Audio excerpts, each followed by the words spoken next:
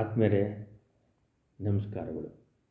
ನಾನು ನಿಮ್ಮ ಪ್ರೀತಿಯ T Malligere M B Lokesh ಮಾತಾಡ್ತಾ ಇದ್ದೇನೆ. ಈ ನನ್ನ ಯೂಟ್ಯೂಬ್ನ ಸಣ್ಣ ಪ್ರಯತ್ನ ಏನಪ್ಪ ಅಂತಂದರೆ, ಈ ದೇಶದಲ್ಲಿ ಘಟಾನುಘಟಿ ಹುಟ್ಟು ಹೋರಾಟಗಾರರಂಥ ಪ್ರಬಲ ದೊಡ್ಡ ದೊಡ್ಡ ರಾಜಕಾರಣಿಗಳನ್ನು ಸೃಷ್ಟಿಯನ್ನು ಮಾಡಿದ್ದು ಅಥವಾ ಅವರನ್ನು ರಾಜಕೀಯ ವೇದಿಕೆಯಲ್ಲಿ ಭೂಮಿಕೆಯಲ್ಲಿ ತಂದದ್ದು ಜನತಾ ಪರಿವಾರ. ಎಷ್ಟೇ ವರ್ಷಗಳ ಕಳೀಲಿ, ಎಷ್ಟೇ ಯುಗ ಕಳೀಲಿ, ಭಾರತ ದೇಶದಲ್ಲಿ ಜನತಾ ಪರಿವಾರದ ಅತ್ಯಂತ ಮೇಧಾವಿ ರಾಜಕಾರಣಿಗಳು, ಹುಟ್ಟು ಹೋರಾಟಗಾರರು, ಇವರೆಲ್ಲ ಕಾರ್ಖಾನೆ ರೀತಿಯಲ್ಲಿ ತಯಾರಾದಂಥ ಸರಕು ಹಾಗೂ ವಸ್ತುಗಳು ಅಂತ ಹೇಳ್ಬೋದು. ನಿಜವಾಗ್ಲೂ ಜನತಾ ಪರಿವಾರ ಅಂದರೆ ಮೈ ರೋಮಾಂಚನ. ಇವತ್ತು ದೇಶದಲ್ಲಿ ರಾಷ್ಟ್ರಮಟ್ಟದಲ್ಲಿ ಹಲವು ಪಕ್ಷಗಳಾಗಿ ಒಡೆದೋಗಿ ಪ್ರಾದೇಶಿಕ ಪಕ್ಷಗಳಾಗಿರ್ಬೋದು. ಒಂದು ಕಾಲದಲ್ಲಿ ಜನತಾ ಪರಿವಾರದ ಘಟಾನುಘಟಿ ರಾಜಕಾರಣಿಗಳು, ಅವತ್ತಿನ ಪ್ರಭಾವಿ ಏನು ಈ ಜಗತ್ತಿನಲ್ಲಿ ಪ್ರಭಾವಿ ಮಹಿಳೆ ಅಂತ ಹೆಸರನ್ನು ತಗೊಂಡಿರ್ತಕ್ಕಂಥ ಅಂದಿನ ದಿನ ಭಾರತದ ಪ್ರಧಾನಮಂತ್ರಿಯಾಗಿ ತಮ್ಮ ಡಿಕ್ಟೇಟರ್ಶಿಪ್ ಅಂದರೆ ಒಬ್ಬ ವ್ಯಕ್ತಿಯ ಮೇಲೆ ಅವರು ಕಣ್ಣಿಟ್ಟ ರಾಜಕಾರಣವಾಗಿ ಅವರನ್ನು ಜೈಲಿಗೆ ಅಟ್ಟುವ ತನಕವೂ ಬಿಡ್ತಿರಲಿಲ್ಲ ಅಂತ ಇತಿಹಾಸ ಹೇಳ್ತದೆ. ಅವ್ರು ಬೇರೆ ಯಾರೂ ಅಲ್ಲ, ಶ್ರೀಮತಿ ಇಂದಿರಾ ಗಾಂಧಿಯವರಿಗೆ ಅವತ್ತಿನ ದಿನ ಅವರ ವಿರುದ್ಧವಾಗಿ ರಾಜಕಾರಣ ಮಾಡೋದು ಅಷ್ಟು ಸುಲಭದ ಮಾತಿರಲಿಲ್ಲ. ಅದೇ ರೀತಿ ಹಲವಾರು ಜನತಾ ಪರಿವಾರದ ನಾಯಕರು ಅವರ ರಾಜಕೀಯ ವಿರೋಧವನ್ನು ಅಂದರೆ ಅವರು ತುರ್ತು ಪರಿಸ್ಥಿತಿಯನ್ನು ಘೋಷಣೆ ಮಾಡಲಾಗಿ ಜನತಾ ಪರಿವಾರದ ದೊಡ್ಡ ದೊಡ್ಡ ನಾಯಕರ ಹುಟ್ಟಿಗೆ ರಾಜಕೀಯ ಭೂಮಿಕೆ ಆಯಿತು ಅಂತಂದರೆ ತಪ್ಪಾಗಲಾರ್ದು ಅನ್ನೋದು ನನ್ನ ವಿಶ್ಲೇಷಣೆ.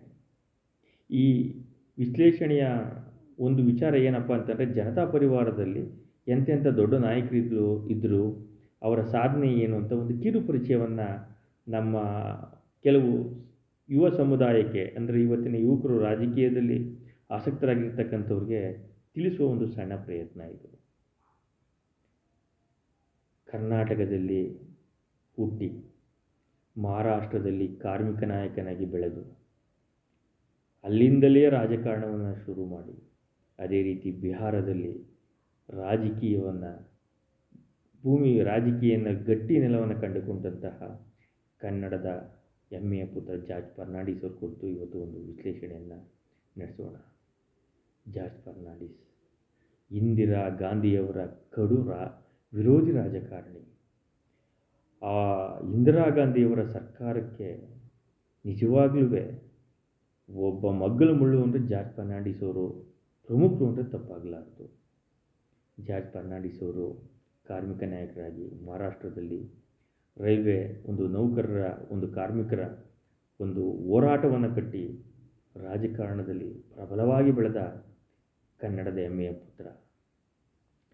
ಮಹಾರಾಷ್ಟ್ರದಲ್ಲಿ ಮೊದಲ ಚುನಾವಣೆಯಲ್ಲಿ ಸ್ಪರ್ಧೆ ಮಾಡಿ ಅಲ್ಲಿಂದ ಜನತಾ ಪರಿವಾರದ ಪ್ರಬಲ ನಾಯಕರಾಗಿ ಬೆಳೆದು ಬಿಹಾರದಲ್ಲಿ ಜನತಾ ಪಕ್ಷ ಇದೇ ರೀತಿ ಚುನಾವಣೆಗಳ ಸ್ಪರ್ಧೆ ಮಾಡಿ ಸುಮಾರು 9 ಬಾರಿ ಲೋಕಸಭಾ ಸದಸ್ಯರಾಗಿ ಹುಟ್ಟಿದ್ದು ಎಲ್ಲಿ, ಹೋರಾಟ ಮಾಡಿದ್ದು ಎಲ್ಲಿ, ರಾಜಕೀಯ ಭೂಮಿಕೆಯನ್ನು ಕಂಡುಕೊಂಡದ್ದು ಯಾವ ರಾಜ್ಯದಲ್ಲಿ?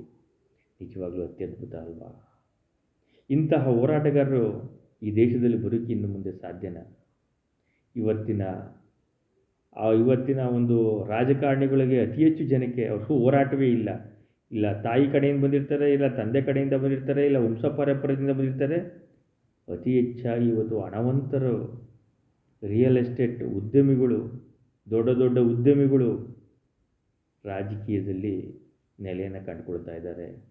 ಹೋರಾಟಗಾರರಿಗೆ, ಸಾಮಾಜಿಕ ಬದ್ಧತೆ ಇರೋರಿಗೆ ಇವತ್ತು ರಾಜಕಾರಣದಲ್ಲಿ ಬಹಳ ತುಂಬ ಕಷ್ಟವಾಗಿದೆ.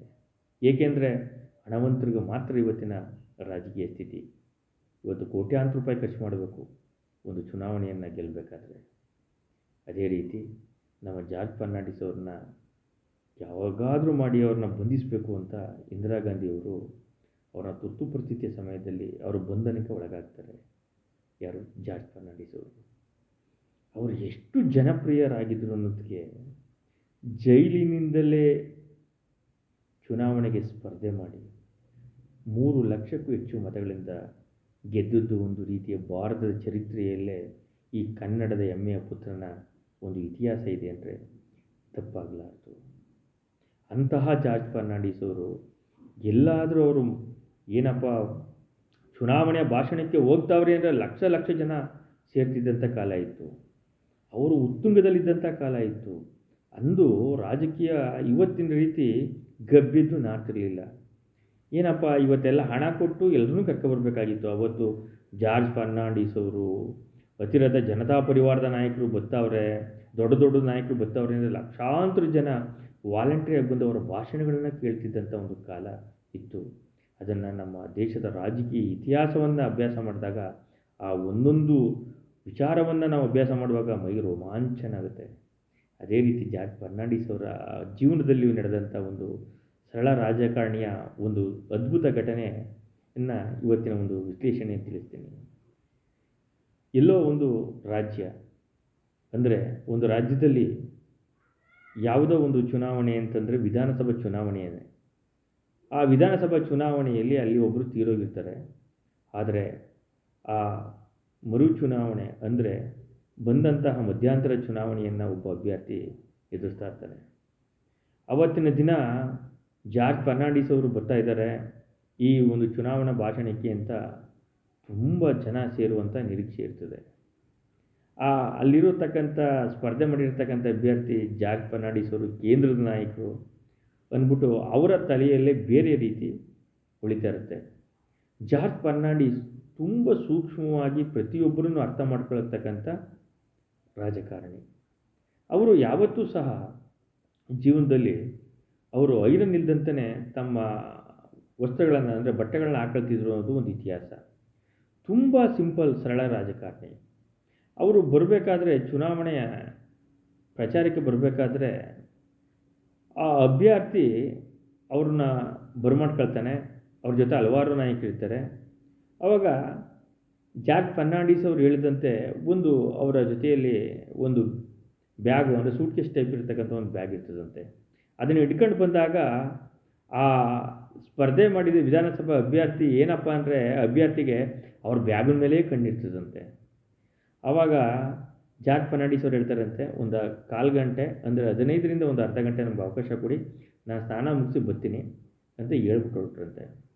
ಆವಾಗ ಅವರು ದೆಹಲಿಯಿಂದ ಬಂದಿದ್ದಾರೆ, ಕೇಂದ್ರದ ನಾಯಕರು, ನನಗೆ ದೊಡ್ಡ ಹಣವನ್ನು ತಂದಿರ್ಬೋದು ಅಂತ ಈ ಅಭ್ಯರ್ಥಿ ಲೆಕ್ಕಾಚಾರವನ್ನು ಹಾಕಿರ್ತಾರಂತೆ. ಆವಾಗ ಜಾರ್ಜ್ ಫರ್ನಾಂಡಿಸ್ ಅವರು ಎಂದಿನಂತೆ ಅವರ ಸರಳ ಉಡುಪುಗಳನ್ನ ಧರಿಸಿ ಬಂದಾಗ ಆ ವ್ಯಕ್ತಿಯನ್ನು ನೋಡ್ತಾರೆ, ಗಮನಿಸ್ತಾರೆ. ಆವಾಗ ಮುಗುಳ್ನಗ್ತಾರೆ. ನಾನು ತಂದಿರತಕ್ಕಂಥ ಬ್ಯಾಗ್ನಲ್ಲಿ ಯಾಕೆಂದರೆ ನಿಮ್ಮನ್ನು ನೋಡಿದಾಗ ನನ್ನ ಮನಸ್ಸು ಹಂಗೆ ಅನ್ನಿಸ್ತು, ಕೇಂದ್ರದಿಂದ ಬಂದವರೇ, ಹಣ ತಂದವರೇ ಅಂತ ನಿಮ್ಮ ಮನಸ್ಸಿನಲ್ಲಿ ಇರ್ಬೋದು. ನನ್ನ ಹತ್ರ ಯಾವುದೇ ಹಣ ಇಲ್ಲಪ್ಪ. ನಾನು ತಂದಿರತಕ್ಕಂಥದ್ದು ಬ್ರಷು ಮತ್ತು ಅಲ್ಲುಜ್ಜುವಂಥ ಪೇಸ್ಟ್ಗಳು ಮತ್ತು ಸೋಪ್ಗಳು, ಒಂದು 2 ಜೊತೆ ಬಟ್ಟೆ. ಇದನ್ನು ಅಂದ್ಬಿಟ್ಟು ಅವರು ತೆಗೆದು ತೋರಿಸಿದಾಗ ನಿಜವಾಗ್ಲೂ ಅಭ್ಯರ್ಥಿಯ ಕಣ್ಣಲ್ಲಿ ನೀರು ಬಂತಂತೆ. ಇಂಥ ಸರಳ ಸಜ್ಜನಿಕ ರಾಜಕಾರಣಿ ಇಷ್ಟು ಬಾರಿ ಗೆದ್ದು ಇಂಥ ಹೆಸರನ್ನು ಪಡೆದಂಥ ರಾಜಕಾರಣಿ ಈ ರೀತಿ ಅಂದರೆ ಚುನಾವಣೆ ಅಂದರೆ ನಾನೇನೋ ಅಂದ್ಕೊಂಡಿದ್ದೆ ಅಂದ್ಬಿಟ್ಟು ಅವನ ಕಣ್ಣಲ್ಲಿ ನೀರು ಬಂತಂತೆ. ನೋಡಿ, ಇವತ್ತಿನ ರಾಜಕಾರಣಿಗಳು ಚುನಾವಣೆ ಅಂದ ತಕ್ಷಣ ಕೋಟಿ ಕೋಟಿ ಇರೋರಿಗೆ ಟಿಕೆಟ್ ಸಿಗುತ್ತೆ. ಅದೇ ರೀತಿ ಕೋಟಿ ಕೋಟಿ ಖರ್ಚು ಮಾಡಿ ಒಂದು ಕ್ಷೇತ್ರದಲ್ಲಿ ಅವರ ಸ್ಥಾನವನ್ನು ಚುನಾವಣಾ ಬರೋಕ್ಕಿಂತ ಫಸ್ಟೇ ತಾಲೀಮುಗಳನ್ನು ಮಾಡಿ ಗಟ್ಟಿ ಮಾಡಿಕೊಂಡಿರಬೇಕು. ಇಂಥ ಹೆಮ್ಮೆಯ ಕನ್ನಡ ಪುತ್ರ ಜಾರ್ಜ್ ಫರ್ನಾಂಡಿಸ್ ಅವರು ನಮ್ಮ ಕನ್ನಡದವರು ಅಂದರೆ ತುಂಬ ಹೆಮ್ಮೆ ಅಲ್ಲದೆ, ಇಂಥ ಜಾರ್ಜ್ ಫರ್ನಾಂಡಿಸ್ ಅವರು 9 ಬಾರಿ ಸಂಸದರಾಗಿದ್ದರು ಅಂದರೆ ಕನ್ನಡಿಗರ ಇದಕ್ಕಿಂತ ಒಂದು ಭಾಗ್ಯ ಬೇಕೆ. ಅದೇ ರೀತಿ ಅಟ್ ಜನತಾ ಪರಿವಾರ ಯೂಟ್ಯೂಬ್ ಚಾನಲ್ನ ಸಬ್ಸ್ಕ್ರೈಬ್ ಮಾಡಿ. ಮತ್ತೊಮ್ಮೆ ಇನ್ನೊಬ್ಬ ಜನತಾ ಪರಿವಾರದ ನಾಯಕರ ಬಗ್ಗೆ ಈ ಜನತಾ ಪರಿವಾರ ಯೂಟ್ಯೂಬ್ ಚಾನಲಲ್ಲಿ ನಿಮ್ಮ ಮುಂದೆ ರಾಜಕೀಯ ವಿಶ್ಲೇಷಣೆ ಮಾಡ್ತೀನಿ. ಇಂತಿ ನಿಮ್ಮ ಪ್ರೀತಿಯ ಟಿ ಮಲ್ಲಿಗೆರೆ ಎಂಬಿ ಲೋಕೇಶ್. ನಮಸ್ಕಾರಗಳು.